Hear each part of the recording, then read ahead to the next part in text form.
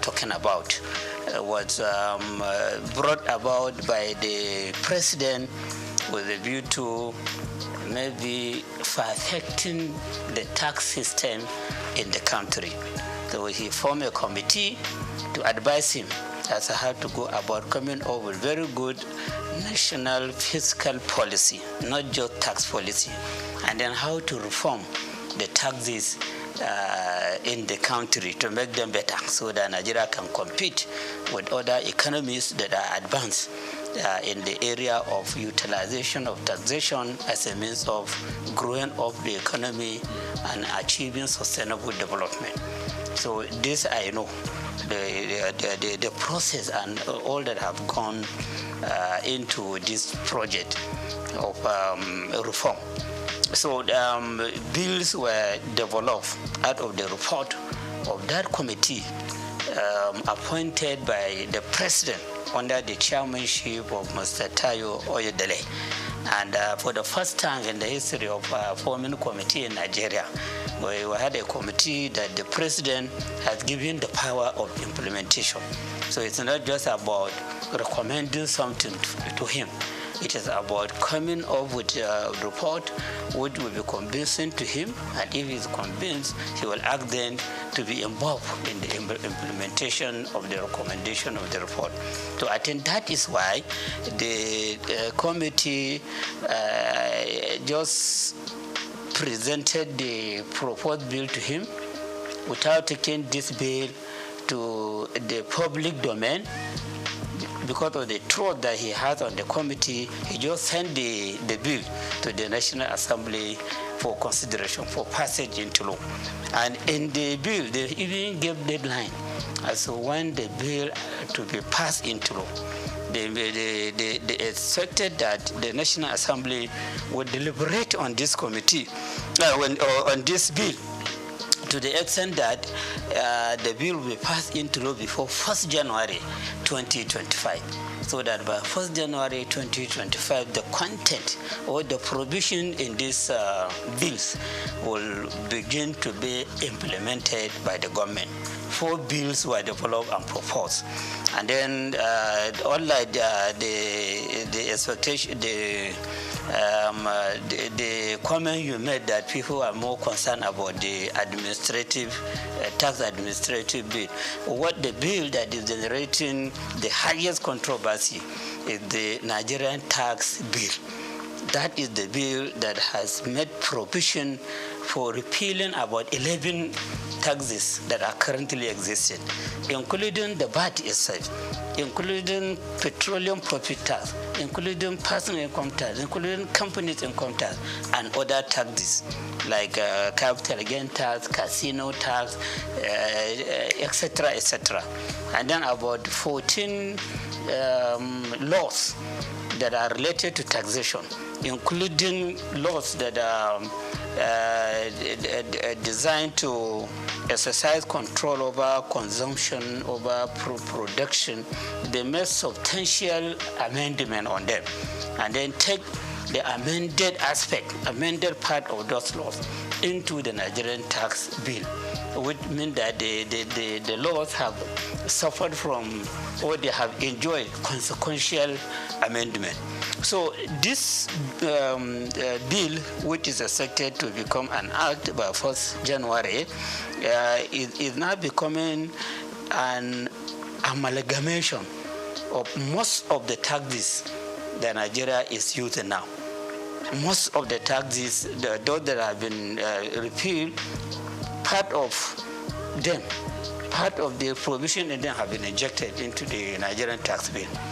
Those that have been considered for consequential amendment, they are also captured in the Nigerian tax bill. And then they made a lot of paragraphing, creating part, creating section, etc., etc., to the extent that the content of that bill is about 220 pages. So you have to develop the stamina. You have to be used to reading before you read everything from the beginning to the end. And if you don't do that, you may miss a lot of things. And you may be talking ignorantly about the content of the bill. And unfortunately, that is what is happening in the public domain. You hear people talking ignorantly about the content of the bill. They just listen to news, radio, television. When they hear the comment of somebody, then they will amplify that comment ignorantly without reading the bill and understanding the content of the bill. So that is the one that is enjoying the greatest controversy. Of course, others too are enjoying some controversy. The Nigerian tax administration bill, because it is in that bill that the new sharing formula for VAT was stated. VAT have been extensively explained or described in the Nigerian tax bill, but how to share the proceeds of VAT have not been captured there. That provision could only be seen when you go to Nigerian Tax Administration Bill, which is the bill that has been designed to show how the tax authorities in the country at the federal level, state level, and local government should be relating with one another so as to avoid conflict, so as to avoid a situation whereby all of them may go to a taxpayer with different dimension of claim. The bill was designed to achieve this main objective, to resolve the conflict that has been happening between tax authorities or even revenue generating agencies. Because when you talk about the revenue, we shouldn't be talking just about the tax revenue. You have revenue that custom is collecting.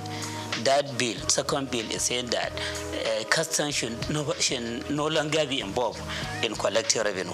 It is the Nigerian revenue service that should be collected. Custom, let them take care of their responsibility of checking item coming in, item going out, which is another area of clash. These custom people, they are used to collecting money. Okay, and they are used to, many of them, a lot of allegations are there as to how they are collecting this money, how they are not remitting the correct amount. So now, collection of custom duty will no longer be the responsibility of custom official, custom service. It's the Nigerian Revenue Service that should be collecting. The same thing with all other agencies of government that are considered as revenue centers. So that bill has made adequate provision to show that they know the moment this bill was passed into law, they don't have any power to collect revenue. It's the Nigerian Revenue Service that should collect. Let them deal with their own responsibilities of stabilizing the economy, ensuring control over consumption, over production, over whatever. But then collection of revenue is not their own.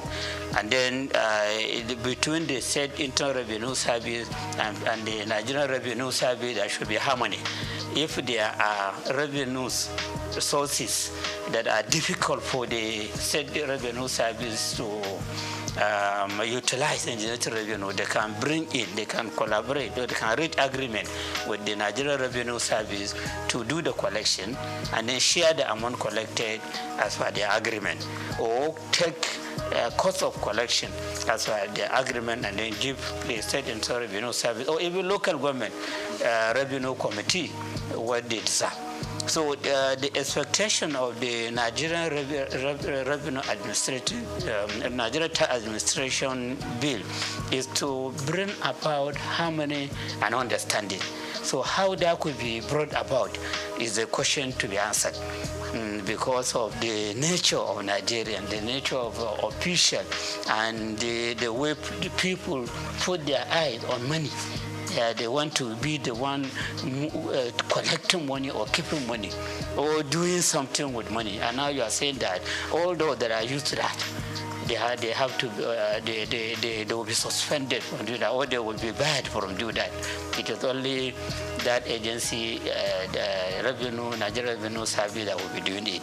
So there are some issues there that are calling for a question, okay, understanding among the agencies involved or the tier of government involved, and then of course patriotism to ensure that whatever we do as revenue collectors as treasury managers, as revenue utilizers for the execution of various projects, we demonstrate ethics, we demonstrate honesty and integrity.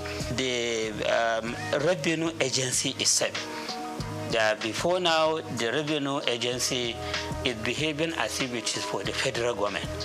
And this bill that has been sent to the National Assembly is encouraging the Nigerian Revenue Service, which will now replace the Federal Revenue Service and the law that established it. It's encouraging it to consider itself as a federation agency, not federal government agency. It is to be serving the interests of the federation. And so, the concern of the state should be addressed by that agency. The concern of local government should also be addressed.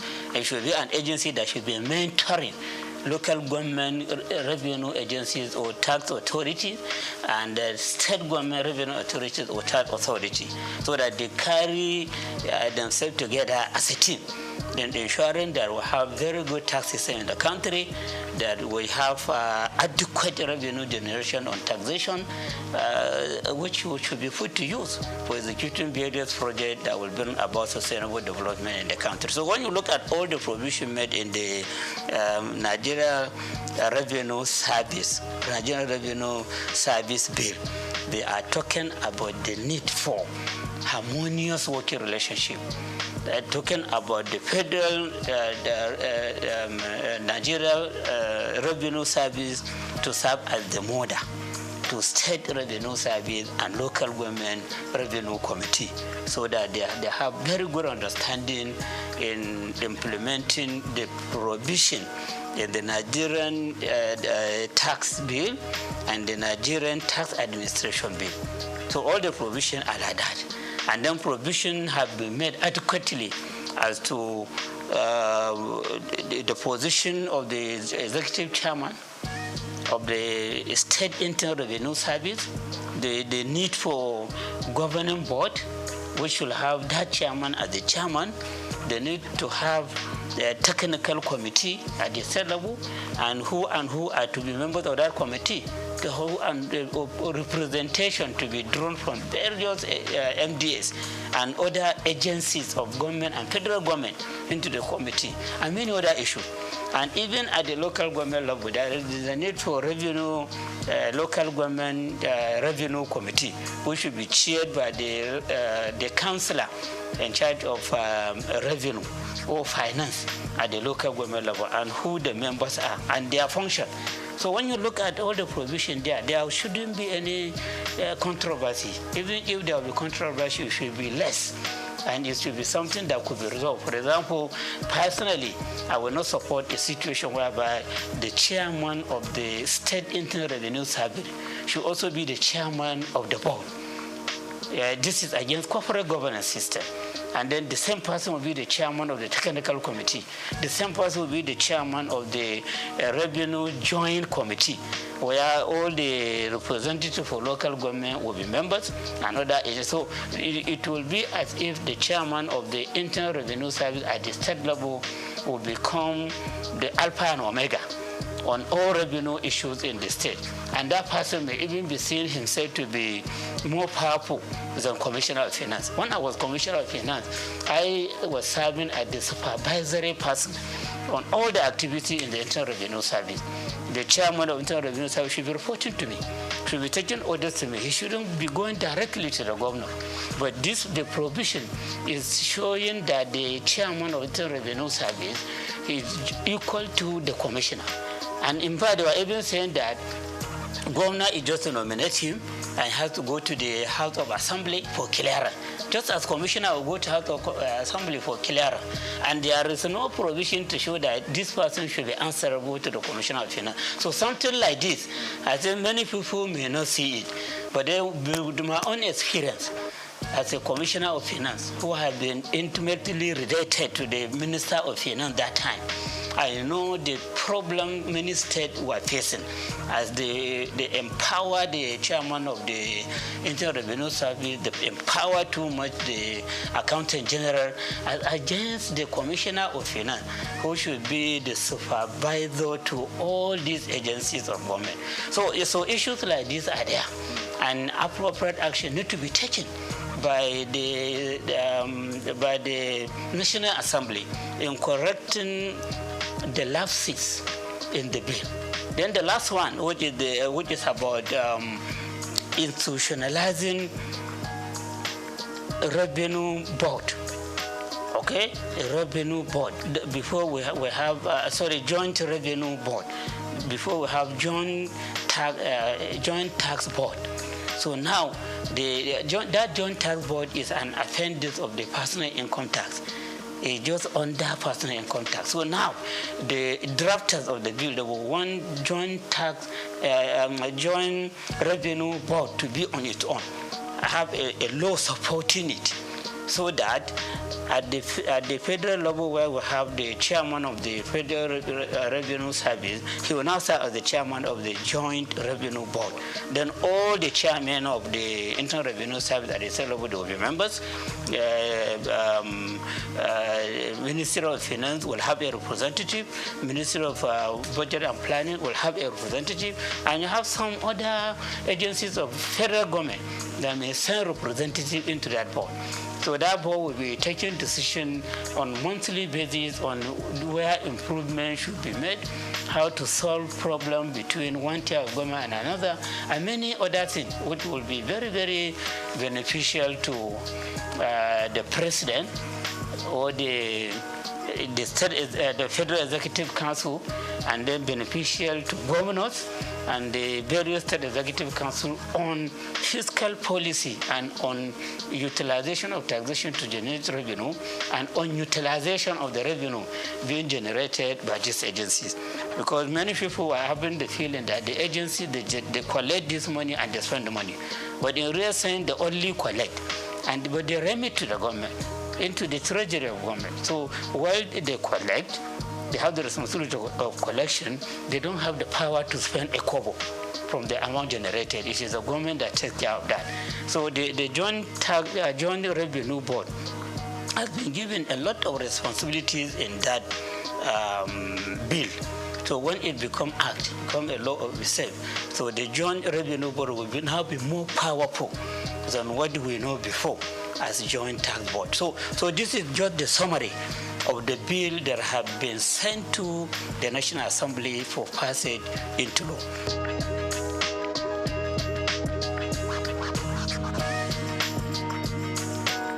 Yeah, my stand is that we need reform in our tax system. As a student of taxation, I have the belief that no economy can make any progress if it doesn't have a good tax system. Most of the economies of the world, or I can say all of them, all the developed economies of the world, they are tax-based economies. And most of the natural resource-based economies, they are among the backward economies in the world. Look at it. All the members of OPEC, none of them is part of the G20. They have the revenue, they have the oil, they are producing it in great quantity, but they are still being considered as developing economies. Well, when you look at UK, Germany, France, US, other countries like that, they don't claim to be having enough revenue, enough oil to refine for their use and then to export the excess for sale. They don't claim for that, and that's why they don't belong to the OPEC, Organization of Petroleum Exporting Countries. They base their economy on taxation, but then they have very good tax system, which is just attracting minimal complaint. And the moment they hear some complaint from either the taxpayers or the tax administrators, they take appropriate action immediately, so that at the end, nobody will complain. And because of the reliance on taxation, the citizen of that countries, both natural and artificial person, companies and individual, which are the citizen of the country, as they pay tax, they have the right to demand accountability. They have the right to demand prudence. They have the right to demand transparency. And for that, those imposition of austerity, they are always in fear that whatever, if they steal a kobo, people will shout, "This is our money. We contributed this money for execution of progress that will amount to a project that will amount to sustainable development, not for the money to be stolen." So this person that is stealing money, appropriate legal action should be taken against him. Sometimes you hear some leaders being hung. Sometimes you hear some leaders being shot, the firing squad, because of the misuse of public money. So members of the public that are contributing this money in the form of taxation, they complain, and then they insist on appropriate action to be taken. So before you come out and claim that you want people to vote for you to go to the parliament or to be the governor or the president or whatever, you will have it in your mind that when you go there, you touch public money, that may be the end of your life, because that the contributors of that money will be, their eyes and attention will be on the money. And the moment you misuse it, they will take appropriate action against you. Your image will be tarnished. You may even lose your life. So those economies that are considered as developed, they rely substantially or totally on taxation for their development. And then those economies that are reliant on natural resources, oil, cocoa, solid mineral, whatever, as they use the money from this to execute project, the members of the citizens of that country, both natural and artificial, they don't care if they see them stealing the money and abusing the money, because it's not their money. It's not their own contribution to the economy. Number one, the prohibition on VAT, what you said earlier has attracted a lot of attention from leaders in the northern part of the country. VAT could be addressed in two ways. Okay, the first way affect everybody, and then the second way is what the leaders in the north are complaining about. The first way is on the increase in the VAT rate. Increase in the VAT rate. We have never had a situation whereby progressive increase will be brought to VAT rate in any country in the world. From my region, I have never experienced it. But this is being brought about in Nigeria through these laws. They said VAT rate now, which is 7.5% as per the Content of Finance Act 2020, will be increased to 10% from January 2025. Just about a month away.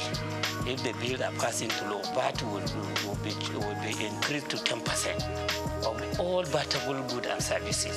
And then just 1 year after, 2026, it will be increased to 12.5%. Then you have a small raise for 3 years. By 2030, the rate will be increased to 15%. So you can see the progression in the increase of VAT. And the moment you increase VAT rate, inflation will come up very powerfully, especially as you are increasing from 20 to 2025, 2026, they are increasing 2.5%. So the goods and services throughout the country, you see their prices going up. And there is no separate market for VATable goods and services and non-VATable goods and services. No separate market. Don't just feel that when you increase VAT rate, the increase in price will be on VATable goods only. All other goods and services, their prices will go up. And how do you survive that? Nigerians now are complaining about fuel subsidy removal, electricity subsidy removal, and many people have become unemployed. Many people have become disabled. Nobody, no any earner of salary can claim to be saving anything for investment. People are borrowing money to top up to the income that they have for survival. And those that have no work, they are complaining. We just finished induction for ICANN. About 3 inductees met me that if I have any chance for them to get employment, you are qualified as a chartered accountant and you are looking for jobs. So what about the secondary school leavers, diploma holders, and other people that have not even attended school? So unemployment is on the high side, and increase in inflation is a killer to businesses, because when you don't have people buying, you have to stop production. You have to stop providing services, and when you stop production, you sack your employees, and then you have more people go into the employment market and labor market. So increase in the VAT rate is a very big killer to an economy, and this is a problem that affects all the states in Nigeria. And our president himself in 2020, I could remember, when they are trying to increase VAT rate from 5% to 7.5%, he came up and warned the government that this increase in VAT rate will be harmful to the economy because of the inflation that it will ignite. That was during his, I think, 68 or 69 birthday lecture. When he was to comment, he talked harshly against the increase in VAT rate. And now the same government is accepting the bill to go to the National Assembly for increase in VAT rate on a continuous basis. So I see this as a very big mistake. The timing is very wrong. And then the policy, the idea of progressively increasing VAT rate, especially as Nigerians are complaining about the subsidy removal, electricity subsidy removal. So this is one thing that needs to be looked into. And as we are interested in generating more revenue through taxes, particularly consumption tax, we have to be very careful about the consequences of the increase. And this is for the whole country. So that is one part. The second part is about the sharing of the amount that will be generated. Yes, right now, when VAT is generated internally, and of course the one for custom, they put it together and share it using vertical formula and horizontal formula. Vertical formula between federal government, state government, and local government. So federal government takes 15%, state government 50%, local government 35%. That's how they share it vertically. And then for local government and state, since they are not at the same level in terms of population, in terms of level of economic development, in terms of weight for industrial development, so they have to use the separate formula. And they agreed that 50% of whatever belongs to state government should be shared equally. 30% should be shared on the basis of population. And then 20% should be shared on the basis of derivation. And that derivation, in the simple language, is about the contribution of every state to the VAT that has been generated. And at the local government level, they are to consider the contribution of each local government to the VAT that has been generated. Okay? So at the state level, when you say contribution of every state on the VAT that has been generated, consumption is much more in some states than in some other states. But then the formula, the derivation, the term derivation this day, that is being applied now, is giving priority to states where the head offices of companies providing services and goods are located. You do consumption in Adamawa on services, maybe the recharge card, and other communication or telecommunication services, or bank services, or insurance services, whatever. So since you are just dealing with the branches there, the head office of the bank producing these services is in Lagos or in Rivers or wherever. So it will be deemed as if you do the consumption there. And so the credit will go to, for example, to 60% of that 6 billion will be about 3.6 billion. That may go to Lagos. And then 10% of that 60% may be about 600 million. It may go to this. And then you, that the consumers, you may get 1% of that. So you can see that particular 20% is the crux of the matter. That is the basis of the controversy. So now that this bill has been submitted to the National Assembly, then these people are so that this derivation has been increased to 60%. 60% instead of 20%. Previously. Now, not previously, right now, 20%. Not right now, 20%. And it has been jacked up. It has been jacked up. And the deflation has been jacked up. And then in the law, derivation has not been defined. But then people have to go by what is happening now. As they go against it. Since now the derivation is about contribution of state that are producing these goods and services being consumed. So they have the right to just say that, oh, so now instead of 20%, it will now be 60%. And then you hear the government functionaries, including members of the committee, saying that no, that's not what they mean. They mean area of consumption. This 60% derivation is about consumption area, not location of the headquarters of company that produce the good or services. You should have defined that in the law. When you say the issue of derivation has been increased to 60%, but what we mean by derivation is this and that.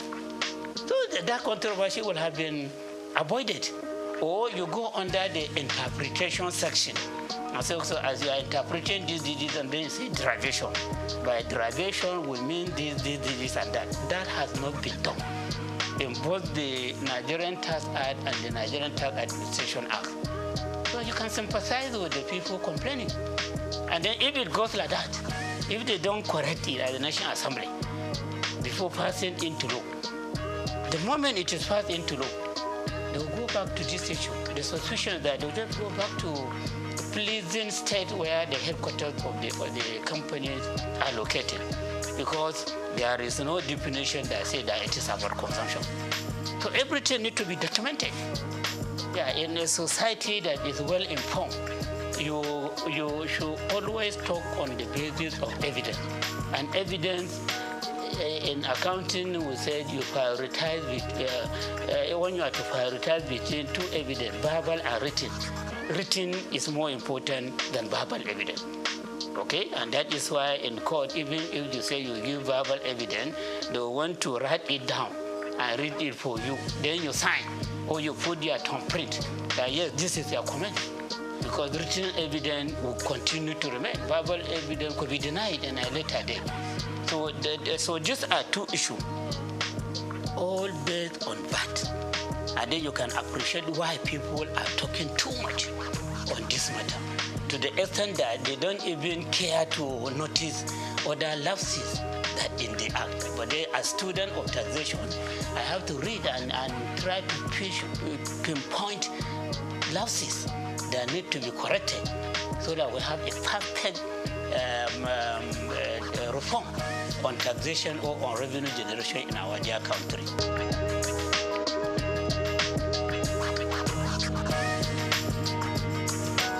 So you see, I saw provision on development levy. That there will be development levy. And that development levy will be 4% of accessible profit of companies whose turnover is more than 50 million per annum. So their accessible profit, 4% will be charged as development levy from 2025 to 2026. From 2027 to 2029, development levy will be reduced to 3%. From 2030 and up thereafter, development levy will go down to 2%.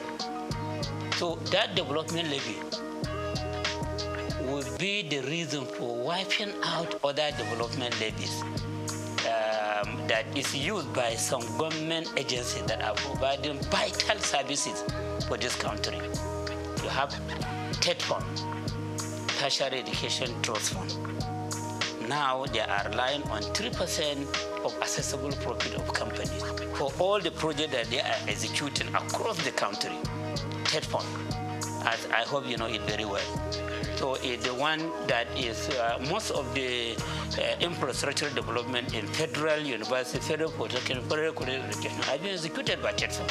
They sponsor lecturers of various institutions to go for further study, to attend conferences, and they have what they call National Research Fund. They take care of all the researches that are being conducted by all these tertiary education institutions using that money. So TED Fund will now get some share from this new development levy. And then you have NIDA, Nigerian Information Technology Development Agency, which is given the mandate of making Nigeria to become an ICT economy. And that agency is relying on 1%. The 1% of the profit before tax of GSM companies, banks, insurance companies, etc. These are companies that are pushing for ICT technology development. So the agency is the one to be monitoring the activities, and they want to be funding ICT development in various institutions and taking many other measures which should take Nigeria to ICT economic level. You have NASENI, Nigerian Agency for Science and Engineering Infrastructure. So that is an agency that has been given the mandate to make Nigeria become science and technology economy, to promote local manufacture of cars, local manufacture of motorcycle, and many other things that we show that we have grown up as an economy that can compete with all these developed economies. So that agency is also relying on a particular share, I cannot remember, from what internal, I think, Federal Revenue Service is collecting. And now the government has introduced NEL Fund. So NEL Fund is collecting 1% of the total taxes, levies, etc. that are passing through the Federal Revenue Service. So these are 4 agencies of government that are relying on levies, charges, etc. for them to take care of the mandate given to them. So this development levy is designed to ensure that 3 of them are phased out systematically. Only NEL Fund, which is for giving loan to students, will survive. By 2030, that 2% that we are talking about, from 4% to 3% to 2%, the whole of that 2% will be for the NEL Fund. While all these have been put aside, it's up to the government to decide whether to disband them or to put them into the mainstream budgeting system. So in 2025 to 2026, TED Fund will get 50% of that 4%. And NEL Fund will get 25%. NIDA will get 20%, NASEMI will get 2%. So by the end of 2026, NASENI, NIDA will no longer get anything from that development levy. So they will be on their own. It's up to the government to decide whether to cut them out or to continue to fund them through the budgeting system. And then by the end of 2029, TED Fund will not be getting anything. But from that 27 to 29, they said TED Fund will be getting 66 and 2/3%. And NELDA will get 33 and 1/3%. That is what will happen for 2028 and 2029. By the end of 2029, forget about TED Fund. It is only NEL Fund that will be getting that 2% development levy that will be charged. So you can see that by 2029, all these 3 agencies that have clear mandate for moving the Nigerian economy forward, they may either be passed out or they may be taken back into the mainstream federal government budget. And agencies that are used to being independent, are being to working on target, how can they survive under the mainstream government budget? So the other implication is that as you have only NELFON, even before transferring everything to NELFON is there to give loan to students. All this money that will be coming to you just for giving loan to students. So this shows that a Nigerian student will mainly become debtors. And when they become debtors, will they have the mouth to complain about the government being a debtor nation? Nigeria as a whole becoming a debtor nation. Every day loan is increasing. So students too will now become debtors. Secondly, the federal institution, all these federal universities, they are not charging tuition fee up to now. They only charge registration fee. University of Lagos, University of Ibadan, Bayero University, Kano, ABU, all these federal universities, and many of the state universities, they don't charge tuition fee, just to encourage children of the poor to attend university or polytechnic or colleges of education. So as third point is put in place, nobody can claim that he or she cannot pay tuition fee. And then no university or polytechnic should be going to government asking for money. In fact, government may even give them target of the amount that they should be remitting to the government. Because you are charging tuition fee, you are charging registration fee, you are having enough money to take care of yourself. And then we want you to remit something to us because we own the federal university college education polytechnic. So at the end of the day, you see that students will become debtors, students and their parents will insist on making sure that their children attend universities or polytechnic or college of education. And then the universities will no longer be complaining about insufficiency of funds because private universities are not complaining of it. They have their founders who are funding them and they are charging fee. Some are even charging 2.something million per semester in Nigeria here. Some are charging 2 million, some are charging 1.5 million per semester, and some per session. And so they have a lot of money to execute various projects, to pay high salary to their staff. And then the private universities, they are complaining that no money. When you go to go, they say no money. Even for execution of project, they either tell one to do it for you, or you go cap in hand as for support from individual and organization to execute project for you. But now that you are allowed to charge fees, and the student, if they don't have money to pay, or their parents don't have money to pay, they go to NELFON to collect loan for the payment of the tuition fee and the registration fee, and even for living costs. And they made it very clear that when you borrow such kind of money, you will start making repayment 2 years after graduation, and even 2 years after graduation until you get a job to do. And then from the job that you are doing, you'll be paying 10% annually up to when you finish paying the loan. How will that be feasible in Nigeria? How will that be feasible? So this provision too is a matter of concern. Yes, for people that will look about what will happen in the future. Look at the implication of the policies contained in that bill. Okay? So I'm of the opinion that to correct these lapses, they should just stop at the first formula. When you collect 4%, you increase the rate to 3%, as again to 4%, as again 3% for checkpoint, in order to accommodate other agencies, and you stop charging the other rate. And then, so the first year they said 50% will go to third fund, which is like reducing what third fund is getting from 3% to 2%. I hope you understand. When I say 50% of 4, that is 2. Before third fund is getting 3% of the accessible profit. So we can manage with the decrease from 3% to 2%. And then NELFON, which is the baby of the government, we give you 20%. Okay?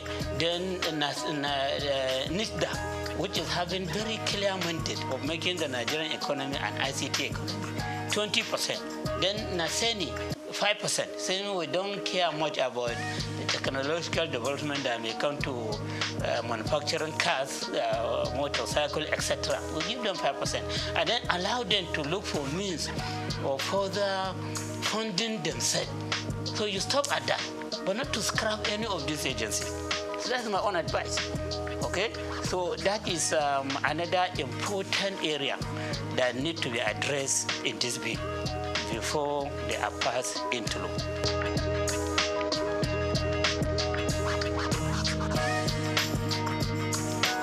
In taxation, as I said, we encourage payment of what you can afford. A situation whereby, this is my own personal opinion, yes, and people may feel that I am in support of taxing the poor.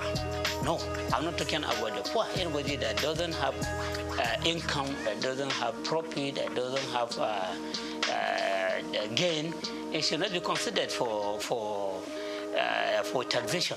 But if you are making some gain, you are making some income, no matter how small, and you are paying something, no matter how small, out of what you are gaining, that will make you to have greater moral right to challenge government. But if you are put outside the tax net, you are not contributing anything, you don't have much moral right to come and challenge the government for inefficiency, for poor accountability, for poor transparency. When I was Commissioner of Finance, I had called to be organizing some town hall meetings with small, medium, micro, small, and medium enterprises across the market that we had in Kano. I will invite their leaders and inform and address them. You see, we are introducing presumptive tax. We are doing that with a view to ensuring that you own the government. You own the government. This government belongs to every one of us. But then those that are contributing money into running the affairs of the government, into executing various projects for the state, they have greater stake than those that are not contributing anything. And no matter how small their contribution is, you have the right to claim ownership of government. So many of them were encouraged. So I said, okay, you are in this business, you are at this level. How much can you afford to pay as your presumptive tax? So we say they themselves, yeah, they will accept, yeah. So there was a time that we had meeting with some of them. I was saying that you are too small, or maybe every month you should be contributing 100 naira. Some say no, if that group of people can contribute 150, we can contribute 200 naira every month. Through engagement, interaction with the micro, small, and medium enterprise, you can arrive at something that they will be contributing in the form of presumptive tax. And that payment will make them to have the pride of becoming taxpayers. And they will be having their eyes on how government is spending the money. But the situation whereby you come openly and say that you are pushing away about 90% of the people out of the tax net. So you are only relying on 10% of people for the payment of tax. So you are saying that you are now taking the whole of the government to 10% of people, or probably 1% of people. My worry is about that threshold. The fact that you have threshold does not mean that somebody that is not at that threshold who is making money cannot contribute with a view to owning the government. I hope you understand. My concern is about ownership. Taxation is a way of owning the government. So if I pay tax, like now I pay tax, I know every month they deduct something out of my salary as a lecturer in the university. I will look at my pay slip and see the contribution that I have made.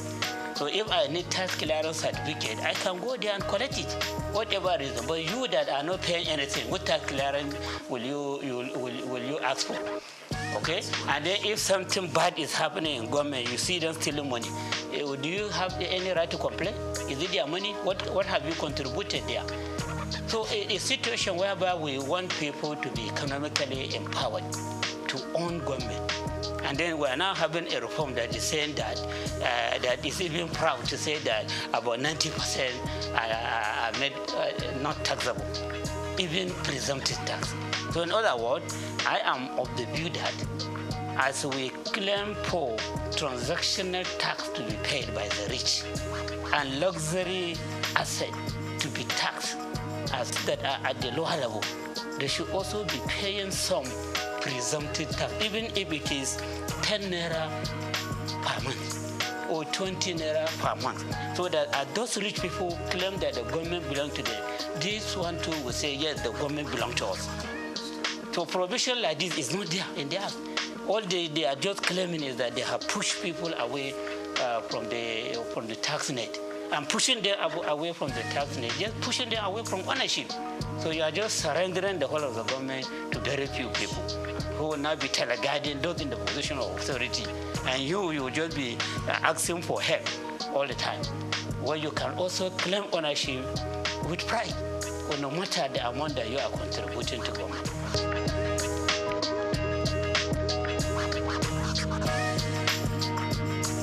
The other aspect of it is this absence of adequate provision in the Act on property tax.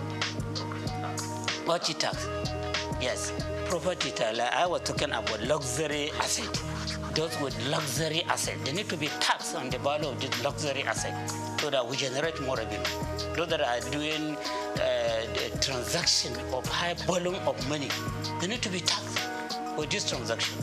That's what we call transactional tax. So you can see that as we are talking of relieving the poor or income earners from tax, from this tax rate, we are not talking much about taxing the rich in the bill.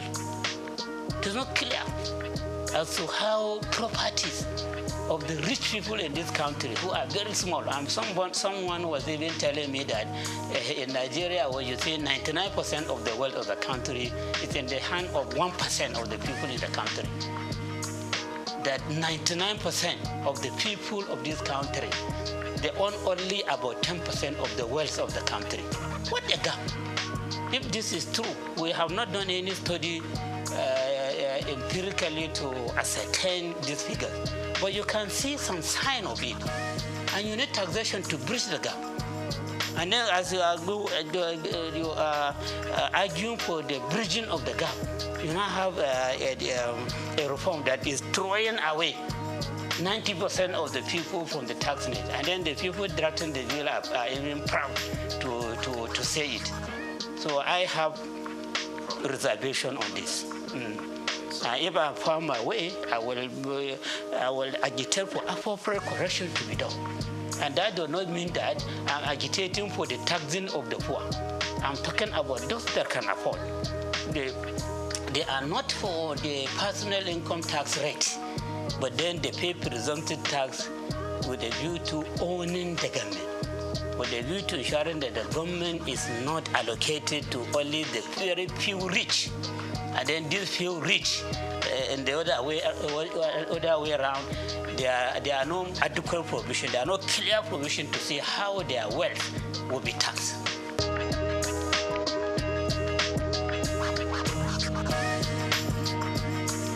No. If you look at all the statements that we making, there's nowhere that I mentioned that the North is having this agitation. I'm just talking to you about areas of concern in the law. Areas of concern. I think I only made reference to the North when it's come to this issue of sharing of VAT, that the governors and traditional rulers in the North, they are forced to raise alarm, and they raise alarm on this matter only. But all the other matters that I mentioned, they have not said anything. Maybe they have not seen them. They don't have this perspective that I have. Okay, so I am a Nigerian first before becoming a Northerner. Okay, so I talk as a Nigerian. My concern is about the Nigerian people. And the Northern people are also part of Nigeria.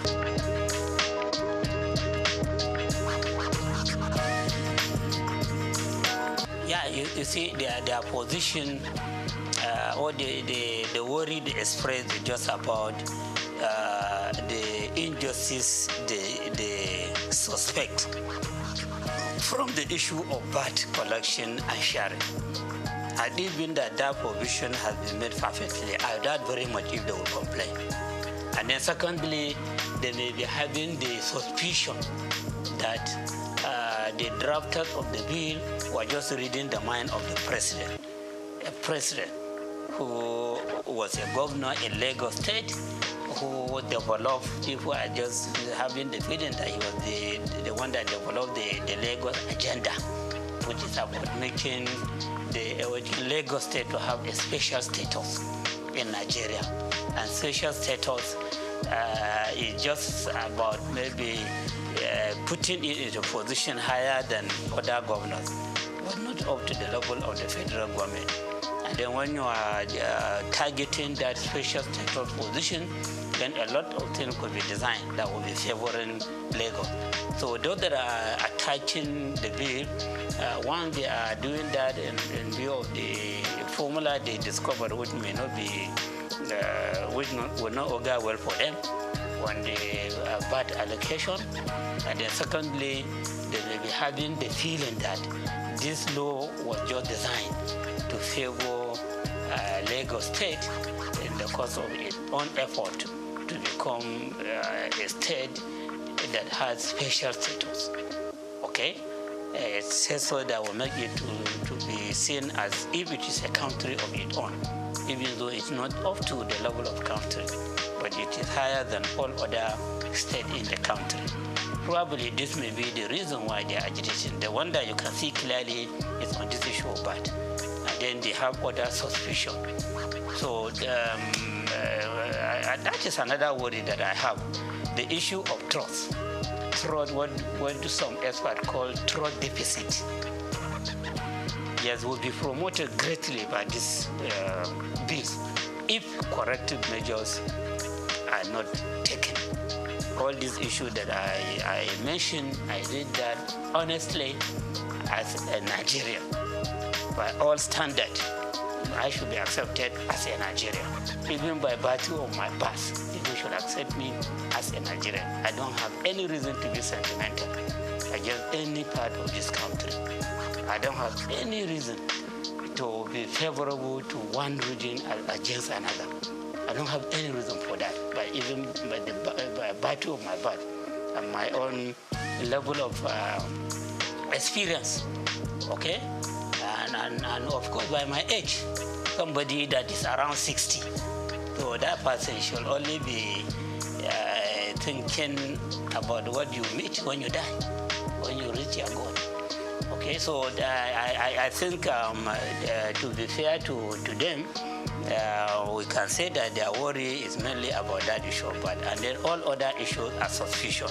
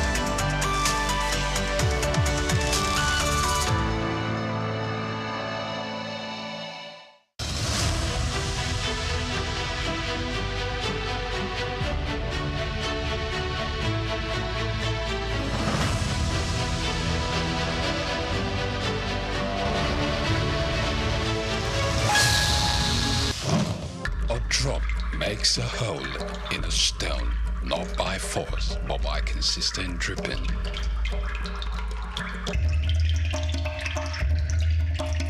Nothing describes these women more apt than her indomitable and consistent drive for excellence.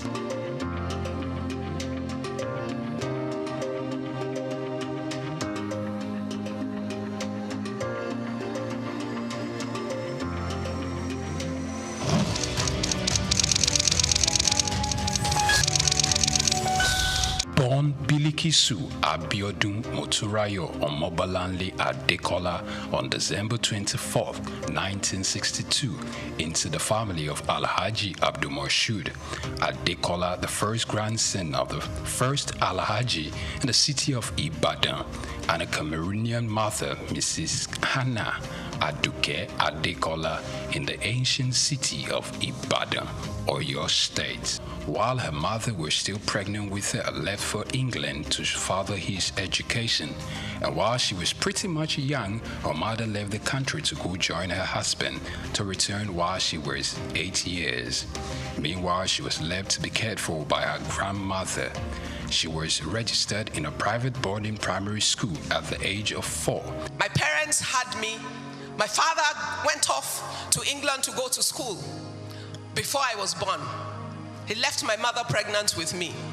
My mother had me, and before I was a year old, left to join her husband in England, and I was left with my grandmother. I grew up with my grandmother before my parents came back like 8 years after.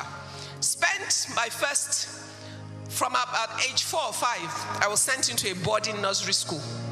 I lived in boarding school at a very early age because my parents wanted to protect me from becoming a local Ibadan girl. And she usually attributes these to her early independence and wisdom. Omo Agbanimi, some of her friends sometimes poke fun at her wisdom, which is way beyond her age. I was raised by my grandmother, so I'm a bit of an old woman in my brain, in how I think, as my friends say. Her foray into business started at a very young age at her grandmother's shop where she sells salt. Little did she know that this was going to stand her in good stead in life. My first exposure to business was my grandmother's little shop where she sold salt. And I used to love to sit behind her little kiosk and help her to sell the salt. But who knew I was being trained for business in my future? While at secondary school, she participated in the literary debating group, excelling in it, which made her consider a career in law, though that didn't last. Also, it is worthy of note that Ibukun Awoshika could hold her own in athletics, earning her the nickname Rabbit because she could really run. As an athlete, if you want to run, and I used to be fast, they used to call me the Rabbit. Unsure of what career path she was going to settle for, she considered becoming many things at one point or the other of her life. After secondary school, she thought of becoming a medical doctor, but she couldn't stand the sight of a cadaver, so she let go of that idea. Later on, architecture was another fancy that caught her attention. Similarly, she also considered becoming a chartered accountant, finally, only see she could work in a bank. I thought I wanted to be a doctor. Then I found out that they work with real dead bodies. I changed my mind very quickly. I then thought, you know what? I'd like to be an architect. I was good in sciences and had a problem if parents sentence you to science when you're good at both. So I ended up in Ife to study chemistry. By the end of my first year, I realized how much I hated chemistry. I could pass it, but I didn't love it. So then I thought, you know, I'd make a good lawyer. I debated throughout school. I used to represent my school in school's debate. So everybody knows that I can win an argument. So I gave it everything trying to change to law. I used to go and sit outside the door of the dean of law. And then one day the man said, come, what do you want? I want to change to law. Is that why you've been sitting outside of my office? Yes, sir. Okay, if I only take one person from another department next year, it will be you. After the completion of her undergraduate degree at the University of Ife, she went for the compulsory one-year National Youth Service Corps, NYSC, in Kano State, where she worked as an audit trainee at Akitola Williamson Co., which later became Deloitte. For youth service, I did everything to make sure they sent me to an accounting firm. They first sent me to a Muslim school to go and teach. That was easy to solve. I just wore a dress off my shoulder. I went to report. I was immediately rejected. Once they rejected me, I went back to the posting room and waited there for days until they sent me to Akintola Williams & Co. Although she was later given full employment after her service year, she felt becoming an accountant wasn't a thing. You would have thought that having gone through all that trouble, accounting would be the love of my life.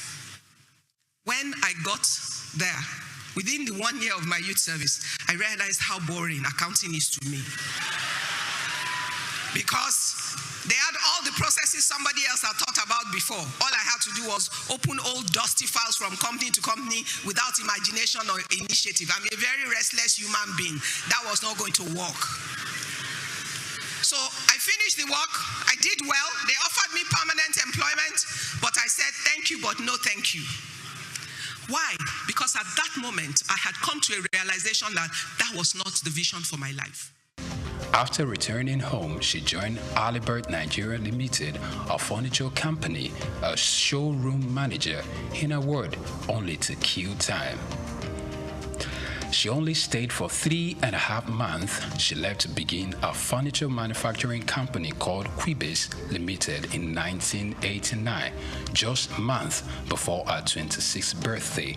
The company later grew into SOUQ Chair Center Limited, following a venture merger with SOUQ SA and Guarantee Trust Bank in 2004. But the first job I could find 1 week after was in a furniture company. So I went there to kill time. My kill time project has resulted in 30 years of investment of my life in building a manufacturing group in furniture. So it was never the plan of my life. So some of you will accidentally find your purpose. One could only wonder what had led her not only to compete, but to thrive in a male-dominated terrain. With over 30 years in business, Ibukun Awoshika is a woman to reckon with, encouraging more women to participate in the business terrain. Her passion to see the girl child not just to be educated, but much more to learn to own our own value and trade with it when there is need for it. Her lifelong ambition is to see herself die empty. My biggest ambition in life is to die empty. Totally empty. That no talents, no giftings, no opportunities, nothing that I was born to do, that I have the capacity to do, that I do not do. Following her remarkable achievements, she's been conferred with different doctorates, including one in business, entrepreneurship, and human capacity development from the Lagos State University, Ojo.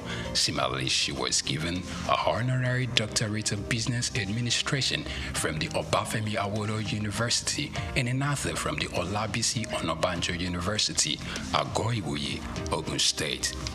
Apart from our entrepreneurial prowess, Ibukun Awoshika is an ordained minister of the gospel, a presenter, writer, and a TV host. The Bible tells us that let every man be what? A liar. And let who alone be true? Let God alone be true. She hosts a television program called Business His Way. Also, she acted in the 2020 Kunle Afolayan movie titled Citation, which in addition to the books she had written, including Business His Way, The Girl Entrepreneur, The Girls in the Boardroom, and My Thoughts in Codes. In 2004, she earned a certification in Business Administration and Management from the IESE Business School. She's also the chairperson of the Novel Nigeria Office for Philanthropy and Impact Investment. She has consistently encouraged women to take up more leadership positions without compromising their values and integrity. In 2005, she was appointed the MD CEO of SOUQ SA of France, GTB PLC, the Chair Center Limited, and some local investors after the ban of the importation of furniture by the federal government of Nigeria in 2004. Furthermore, it is noteworthy to note that she independently established another ultra-modern furniture facility, Furniture Manufacturers Mart in Ikeja, Ikeja, Lagos. In 2008, she was among 5 Nigerian entrepreneurs who appeared in the first African version of the Dragon's Den. Unlike a great deal of others who knew exactly what they wanted to do from the beginning, she admitted to accidentally finding purpose. Ibukun Awoshika is a member of the Nigerian Economic Summit Group, a member of the board of Nigerian Sovereign Wealth Fund, a former chairperson of the board of trustees of Women in Management, Business and Public Service, and a member of the IESC's International Advisory Board. Furthermore, she sits on the board of Digital Jura Limited and Cabri Nigeria PLC. Additionally, she's a fellow of the African Leadership Initiative and Aspen Global Leadership Network.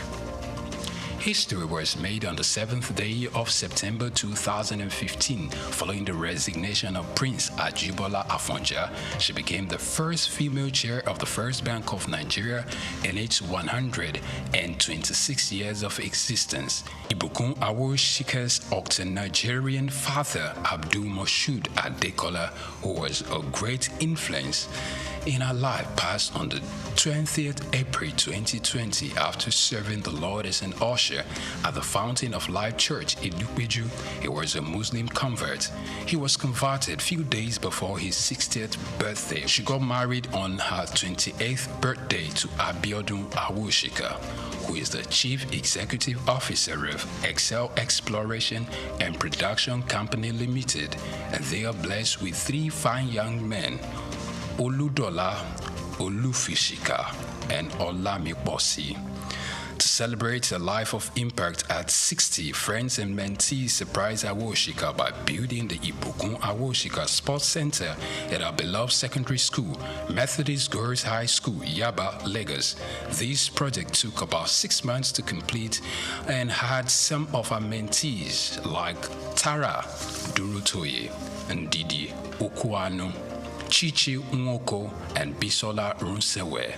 They marshaled it alongside a team of other successful people. She stands like Joshua upon the pinnacle of the Horeb, looking to command an army of a new generation of women entrepreneurs that wouldn't stop at anything to achieving their God-given dreams. For her, she believes that regardless of how illustrious her career is and how successful she could ever get in life, her family and husband remain the most important gift in her life. Ibukun Awoshika.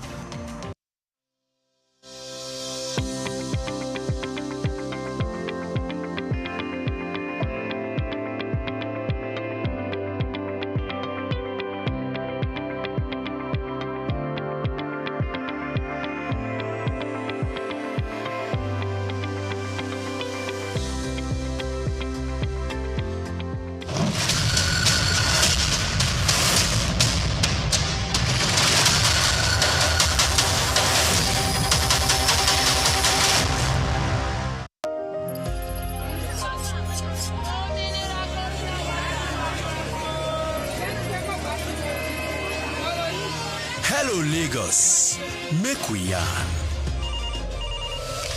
Hello, boy, if this POS matter, don't pass your boy.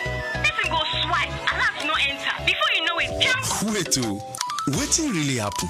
Maybe you fake alert the warriors. Okay, so wanna listen, If you dey do POS business, no expose your alert.